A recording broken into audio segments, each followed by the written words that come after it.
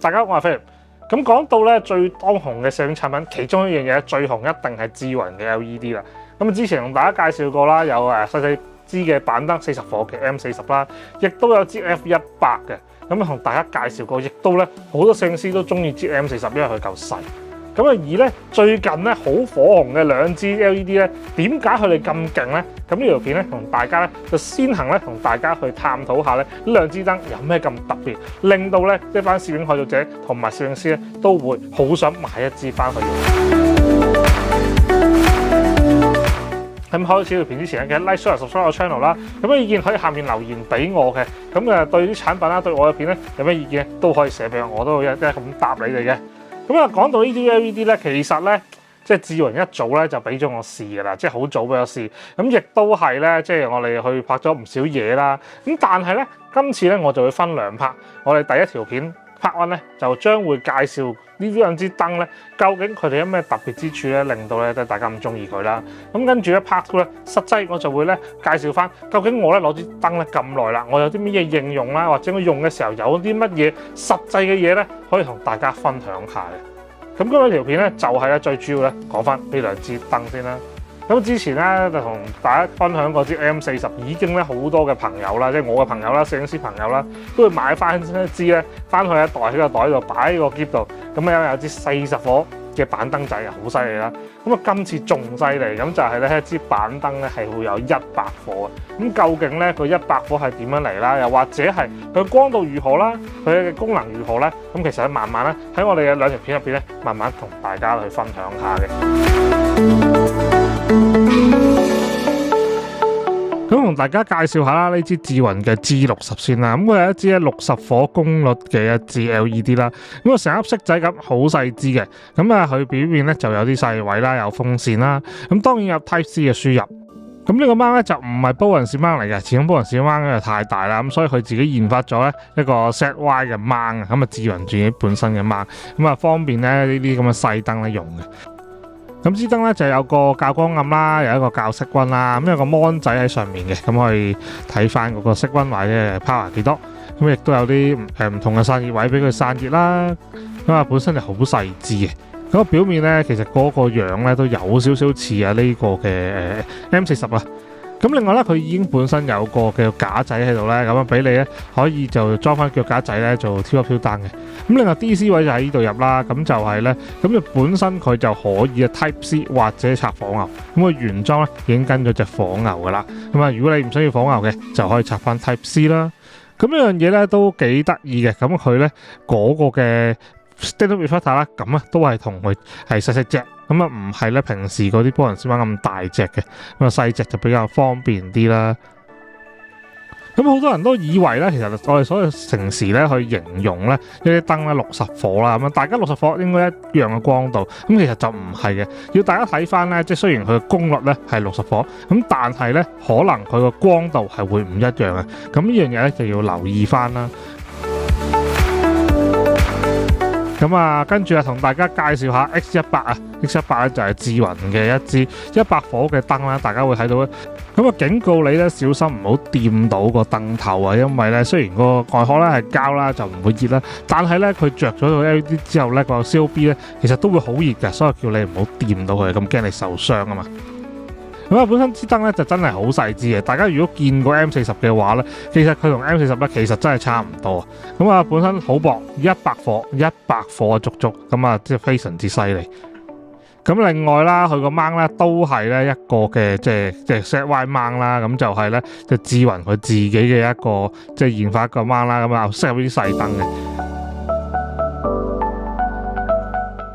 咁後面見到啦，咁好大個風扇啦，咁最主要咧，大家會見到個風扇之後就會話你100火又咁薄咁大風扇會唔會好嘈咧？一啲都唔嘈嘅，咁呢個咧亦都係咧佢做得犀利嘅地方。咁另外右邊個接口啦，咁又膠塞住，幫我掹咗出嚟俾我。咁就做咩嘅咧？掹咗條膠走之後咧，個接點咧就係俾你咧拍一粒咧佢嘅手持電上去。咁就係咧一粒電池咧就可以拍上去，可以手柄咁樣，咁亦都可以咧即刻咧可以行足100火嘅燈啊。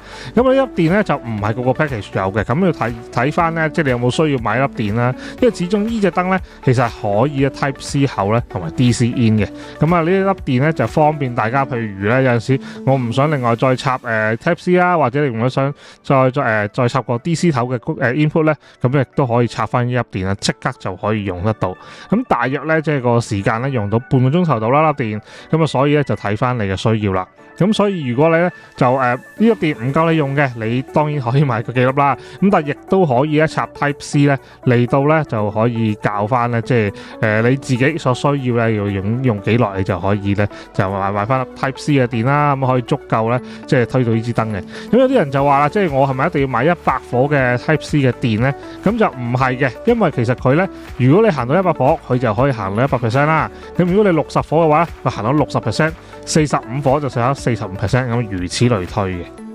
咁另外粒電咧都係支援 Type C 同 In 同 Out 嘅，咁所以咧如果你想插電話啊、插 iPad 啊都係可以嘅。咁當然啦，即係通常都唔會咁樣做啦，但係可以咁樣做嘅。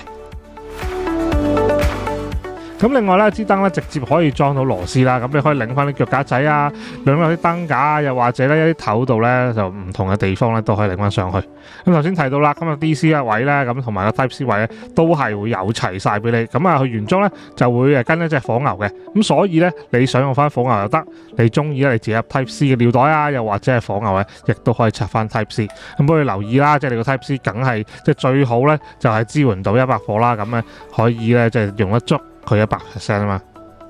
咁另外咧，即係佢呢支燈啦，咁就有啲配件嘅，頭先睇過啦，咁樣就係一個 Center Reflector 啦。咁但係咧，其實佢另外可以配咧一個嘅罩咧，咁佢就一個套裝嚟嘅。咁啊一個柔光罩啦，咁可以令到咧啲光咧就漫射翻出去咧，就比較 soft 啲。咁呢個咧係一個細嘅柔光嚟嘅。咁如果你想有啲個光源大少少，因為咧大家都知啊，即係如果個波波越大咧，咁啊光源咧越大咧，咁就啲光就會 soft 啲啦。咁啊佢出咗咧有大有細。咁啊我自己好中意用呢個大嘅。咁但係因為咧實在太好賣啦，咁就聽講咧好似話咧經常性斷貨。咁啊如果有興趣咧，大家早啲記得訂啦。咁啊呢個大波波咧，咁就其實係咧可以令到個光源咧再大多少少。咁啊大多少少嘅時候咧就再 soft 啲。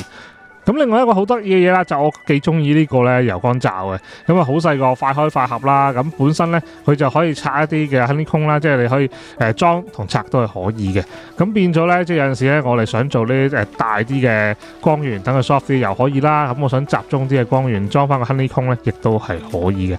咁啊你至於有咩好處啦，或者你真係唔清楚嘅話咧，記得留意下一條片，因為我哋下一條片咧再會咧同大家介紹下咧唔同嘅配件啦，插入支燈度啦，究竟佢個火數、佢個亮度究竟係會係點樣啦？個色顯性啦，或者係咧佢嘅效能亦都係會點嘅。兩支燈都同大家會試晒，咁啊記得睇下一條片。咁咧今次條片咧都係主要咧都係介紹嘅啫。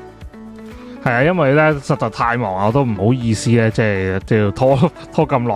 咁啊，另外咧就係介紹翻啦，即係一個掹啊。咁大家都會知啦，咁大家通用咧都會有好多嘅 multiplier 啦。咁就 softbox 咧都係喺波紋線掹嘅。咁佢亦都會有一個波紋線掹嘅轉掹咧，俾你裝翻落去。咁你掹翻上去之後咧，你支燈咧就會變成一個有波紋線掹嘅燈啦。咁你就可以裝翻你自己用開嘅 softbox 啦，或者係啲反光罩啦，唔同嘅 size 嘅反光罩咧都係可以。咁嗰條片咧就講咗咁多先，咁可以下面 description 嗰度咧撳條 link 入邊咧去睇下呢兩支燈嘅。咁另外就係啦，咁我頭先講到咧會有 part 2啊嘛，實際應用究竟咧佢哋拎出去用嘅時候咧，究竟我嘅感受係點咧？下一條片同大家咧就一樣分享下啦，呢兩支燈有咩好用之處，亦都係令到我感受好深嘅嘢啦。咁我哋下次再見啦，拜拜。